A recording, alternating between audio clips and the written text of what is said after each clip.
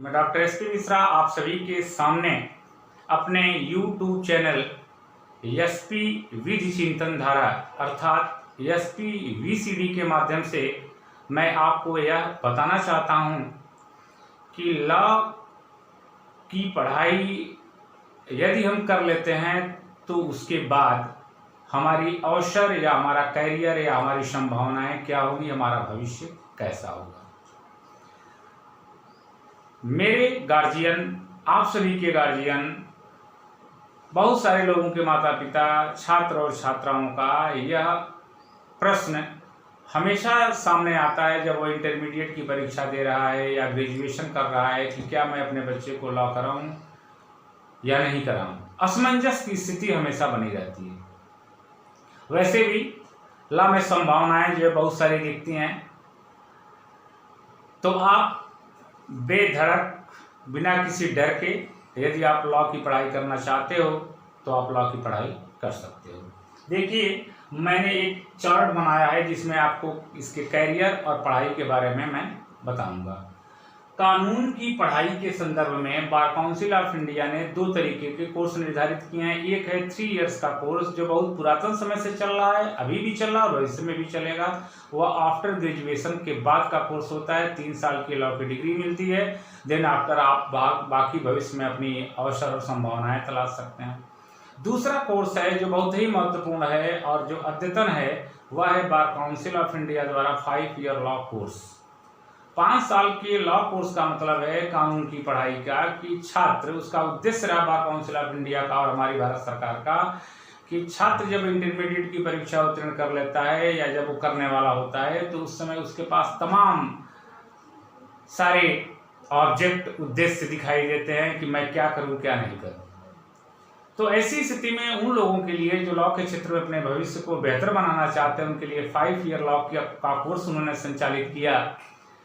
और आज वह 5 ईयर लॉ जो इंटर के बाद यानी आफ्टर 12 के बाद है, 10+2 के बाद है, वह आपके सामने बहुत ही विशेष तरीके से चल रहा है और इसमें आप अपना भविष्य उज्जवल कर सकते हो, भविष्य अपना बना सकते हो।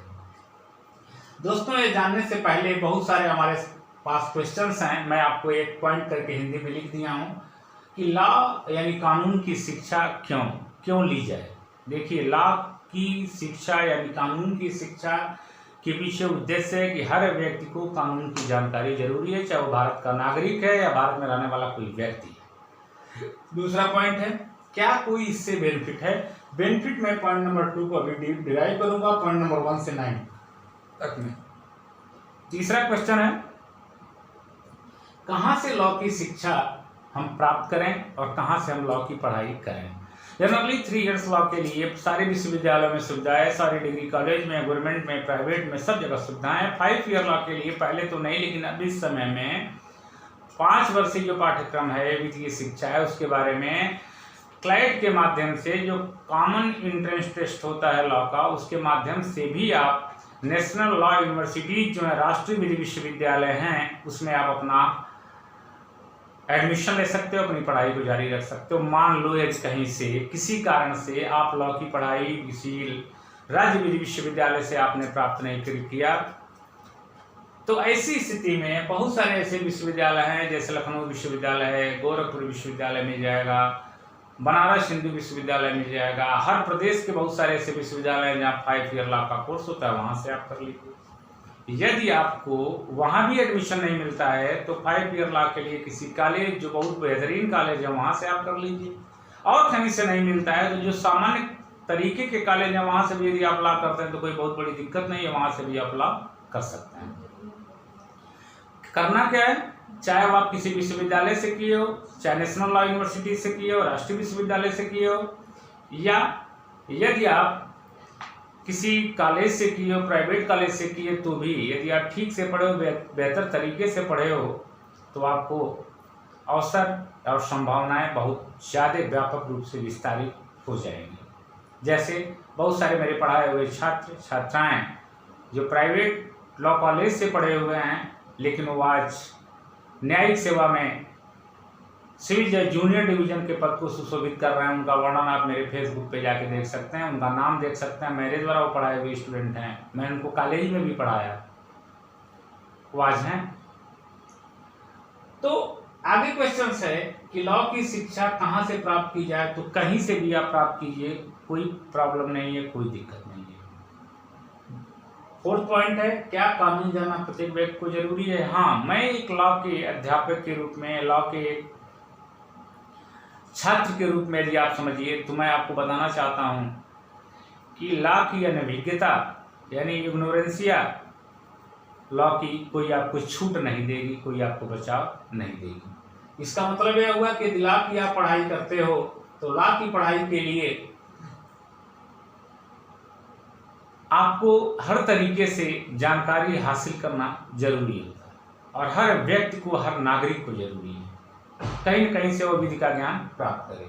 क्या कानून लॉ की शिक्षा के बाद सरकारी नौकरी मिलेगी? नहीं भाई, इसके लिए मैं श्योर नहीं हूँ कि यदि आप लॉ की पढ़ाई कर लेते हो तो आपको गवर्नमेंट जॉब ही मिल जाएगा। ये तो मेरी पुरातन धारणा है कि बहुत समय से हम लोग यही सोचते हैं कि गवर्नमेंट जॉब मिले। क्यों? क्योंकि उसमें दो चीज़ें मिलती हैं, एक तो सिक्योरिटी मिलती है, सुरक्षा मिलती है जीवन की, और दूसरा बेनिफिट है काम आपको थोड़ा सा कम भी करना पड़ता है, दबाव बहुत कम होता है, प्रेशर कम होता है।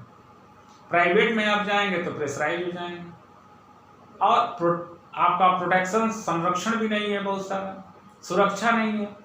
जैसे आप जो ये पीरियड चल रहा है महामारी का, कोरोना वायरस कोविड-19 का, इस समय देखिए गवर्नमेंट के हमारे जितने भी कर्मचारी हैं वो बड़ा सेफ और सुरक्षित हैं, लेकिन जो प्राइवेट स्तर के काम करने वाले लोग हैं या बहुत छोटे तबके के लोग हैं या मिडिल क्लास के जो लोग हैं,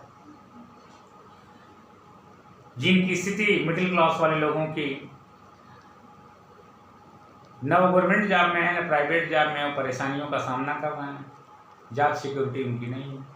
तो सरकारी नौकरी मिलेगी या नहीं मिलेगी यह मैं नहीं बता पाऊंगा, लेकिन यदि आप कर्म करते हैं, बेहतर कर्म करते हैं, तो आपको उसका फल मिलेगा। वैसे ही जैसे गीता में कृष्ण जी ने कहा है कि कर्मण्येवाधिकारस्ते मा फलेषु कदाचन, कर्म करिए, फल की चिंता आप छोड़ दीजिए, कुछ ईश्वर जरूर देगा, आप परिश्रम कर रहे हो तो मिलेगा ही। आगे देखिए, यदि आप लॉ की पढ़ाई कर लेते हो तो आपको किस किस एरिया में अपॉर्चुनिटी, स्कोप, कैरियर आपका क्या होगा, आपको अवसर क्या मिलेंगे, आपका भविष्य कैसा रहेगा, मैं आपको बता दे रहा हूँ। देखिए, लॉ करने के बाद बहुत सारे छात्रों की इच्छा होती है कि मैं प्रिपरेशन करूँ। किसकी प्रिपरेशन? जुडिशियल सर्विसेज की, सिविल सर्विसेज की, पीसीएस की, सहायक अभियोजन अधिकारी एपीओ की, हायर जुडिशियल सर्विस की, जो 35 ईयर की एज कंप्लीट करने के बाद और 7 साल का एक्सपीरियंस लेने के बाद लॉ के बाद आपको हायर जुडिशियल सर्विस का एग्जाम आप दे सकते हो। यानी आप न्यायिक सेवा में भी आ सकते हो, आप प्रशासनिक सेवा में भी आ सकते हो, उच्च न्यायिक सेवा में भी आप आ सकते हो। मिनिमम एज फिक्स है, बार काउंसिल ऑफ इंडिया हमारे आयोग के द्वारा, हमारी सरकार के द्वारा वो सब फिक्स है, कितनी एज पे आप कौन सा एग्जाम देंगे, कितनी बार आपको एग्जाम किसी स्टेट में देना होगा, सब स्टेट वाइज ये बना हुआ है।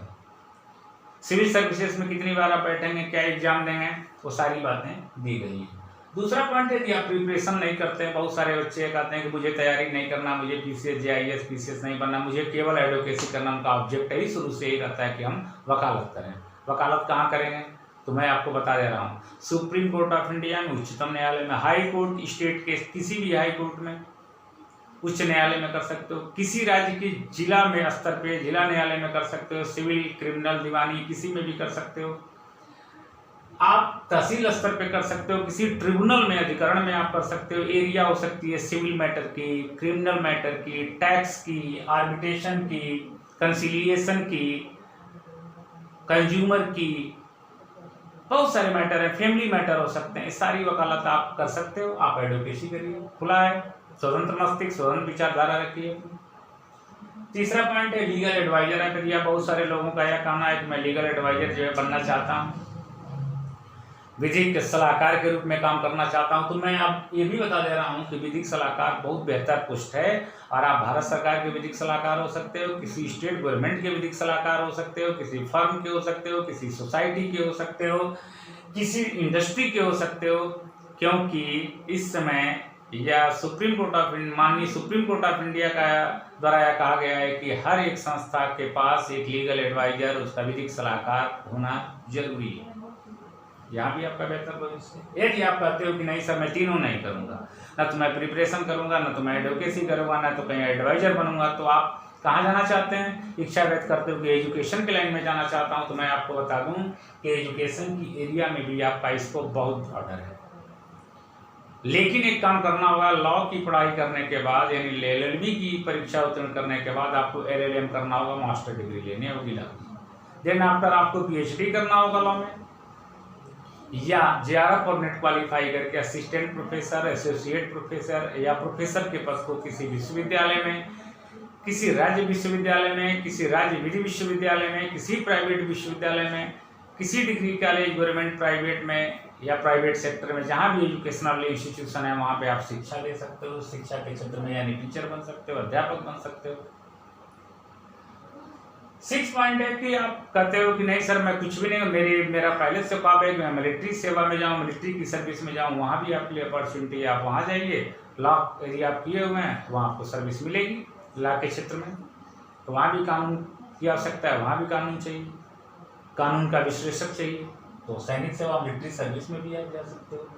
आप कहते हो सर हम गवर्नमेंट के, भारत सरकार के, उत्तर प्रदेश सरकार के शासकीय अधिवक्ता बनना चाहते हैं, राज्य स्तर पे, डिस्ट्रिक्ट स्तर पे शासकीय अधिवक्ता बनना चाहते हैं, तो मैं बता दूंगा आपको कि शासकीय अधिवक्ता के लिए भी स्कोप आपका खुला हुआ है। Attorney general, solicitor general, advocate general के तमाम सारे पद हैं। आप जब एक उम्र के बाद आप चले जाते हो अनुभव के बाद, तो आप ले सकते हो। आगे है पॉइंट नंबर 8, लीगल जर्नलिस्ट आप बन सकते हो, रिपोर्टर, टीवी न्यूज चैनल में आप बन सकते हो, विधिक विश्लेषक बन सकते हो किसी एरिया के। साथ साथ में कारपोरेट सेक्टर का जो एक नया कॉन्सेप्ट है कि कारपोरेट सेक्टर में भी आप अपना भविष्य उज्जवल कर सकते हो। इसके साथ साथ बहुत सारी एरिया हैं जिसका वर्णन मैं इस जगह पे नहीं कर पाऊंगा, लेकिन मैं आपको ये चीज़ बता देना चाहता हूँ कि एक अध्यापक के रूप में मैं आपको ये सुझाव देना चाहता हूँ, आपको बताना चाहता हूँ कि आप बेधड़क जैसी भी इच्छा आपको हो, आप लॉ करिए, अपना कैरियर लॉ में उज्जवल करिए। और इस बात पर डाउट करने के अतिरिक्त आप सारा काम करिए कि मैं जो पढ़ रहा हूँ या भविष्य में मुझे काम देगा, लॉ की जो मैं पढ़ाई कर रहा हूँ भविष्य में मुझे काम आएगी। और यदि आप PCSG, APO, सिविल सर्विसेज की सेवा में आना चाहते हैं तो और बेहतर है, अच्छे से पढ़ाई करिए, अच्छे से तैयारी करिए।